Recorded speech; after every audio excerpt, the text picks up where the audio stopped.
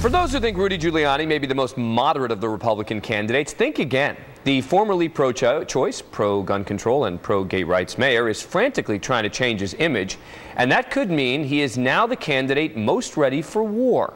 NBC's Ron Allen has the story. On the campaign trail, New York's former mayor takes a hard line when it comes to facing America's adversaries like Iran.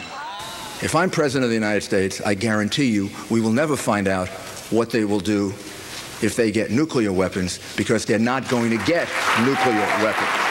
Among the Republican hopefuls, it is Rudy Giuliani who has most closely surrounded himself with so-called neoconservative foreign policy thinkers, many from the Bush-Cheney administration.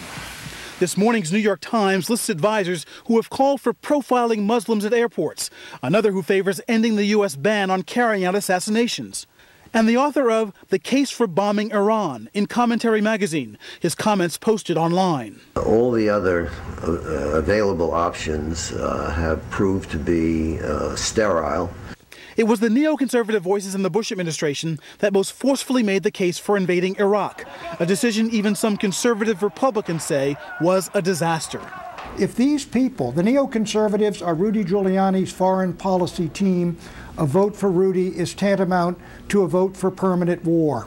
Giuliani's supporters insist it is a policy that projects strength, a conservative approach that analysts say also may help blunt criticism of his not very conservative views on social issues like abortion. Giuliani's chief foreign policy advisor says he listens to a wide range of ideas and dismisses the accusation that neoconservative voices are louder than any others. Mayor Giuliani has his own foreign policy. He doesn't listen to people other than those who can possibly contribute to his own view of the world. Critics worry the advice he's getting will lead to conflicts, while the mayor insists he knows how to keep America safe. Ron Allen, NBC News, New York. So is it possible that this means on foreign policy issues, Giuliani may now be even more conservative than President Bush?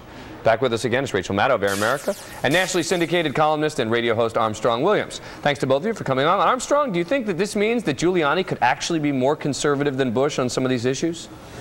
Well, there are many people who wonder just how conservative President Bush is. There's no question former Mayor Giuliani is moving to the right. He realizes that he needs the conservative base in order to win. This is nothing unusual, no different than what the liberals have accused Mrs. Clinton of.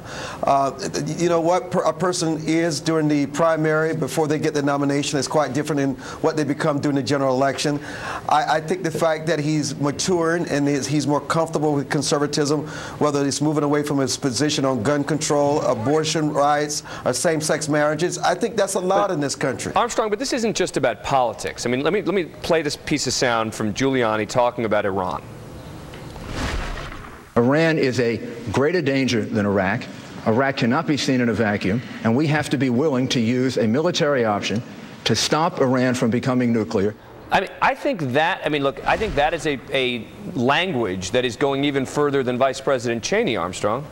Well, I have to tell you, I was in the Middle East for the last week. We just returned within the last few days, Dan, and before going over, I would have thought that rhetoric was kind of crazy given the fact that we did trust the administration, which I supported actually, going into Iraq, and it seems as though we're sounding the drum beat to do something in Iran, which I think is a little chaotic considering where we are in the world and how we've become a weak and a military force. And certainly I'm not an advocate of going into Iran, but what was most shocking during the time in the Middle East, in Israel, is that the #1 concern on their mind is Iran. They think Iran is the biggest threat to the existence of Israel. Question. And so I don't think what Giuliani is saying is out of line. It all depends on how he plans to act upon his concerns about Iran being a threat. Does that mean military action? Does it mean an invasion? Or does it mean more economic sanctions? All right. Well, Rachel, let me play another montage of pieces of sound from Giuliani yesterday.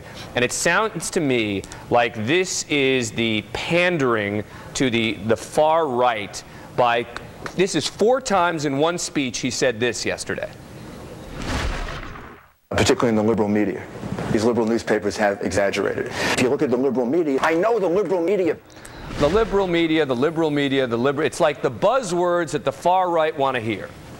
Can't you just see him standing there in drag, yelling about the liberal media? Yeah. I think what is scary, I mean, in the gay community, we sometimes say that the people who are closeted are the people who are going to be the scariest homophobes. And I think in political terms, what we're learning with Rudy Giuliani, and also a little bit with Mitt Romney, is that the guys who have to worry about their right flank, the guys who have to worry about their past of not seeming right-wing enough in their previous political career, go crazy right-wing when trying to get the Republican nomination for president. I mean, we've got Rudy Giuliani saying we don't want Iran to get a nuclear weapon, so therefore the only option to consider is starting a war with them. We've got his comments on torture yesterday as well. Mitt Romney parroting a lot of those things. I think those guys are so insecure about their past liberalism that they've gone off the crazy train in the right way. That's an interesting point. Armstrong, what do you make of it?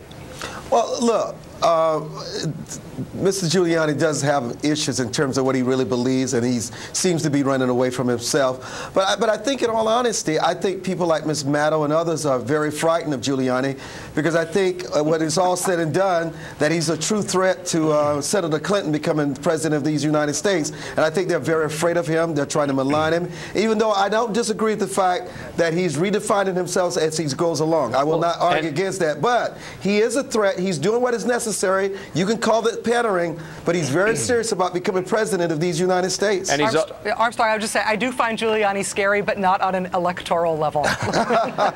Here's Giuliani refusing to say, much like the Attorney General nominee, Michael Mukasey, and Giuliani's going even further, suggesting that waterboarding really may not be torture. I'm not sure it is either. It depends on how it's done. It depends on the circumstances. It depends on who does it. I think the way it's been defined in the media, it shouldn't be done. The way in which they've described it, particularly in the liberal media. Yeah. The liberal media depends on how it's done. There's not a lot of ways to waterboard.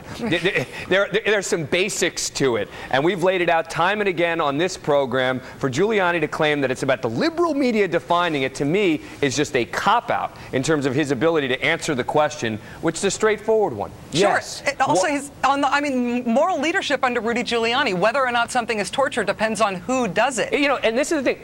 Let's just call it torture, and then we can have the discussion about the ticking time bomb, about whether if you need to torture someone to get information immediately. I'm happy to have that discussion. I think it's an important discussion. But let's just admit that waterboarding is torture, and then we can talk about whether we ever need to do it in extreme cases. Anyway, Rachel Maddow and Armstrong Williams, thanks a lot for coming on. Appreciate it. Thank you, Dan.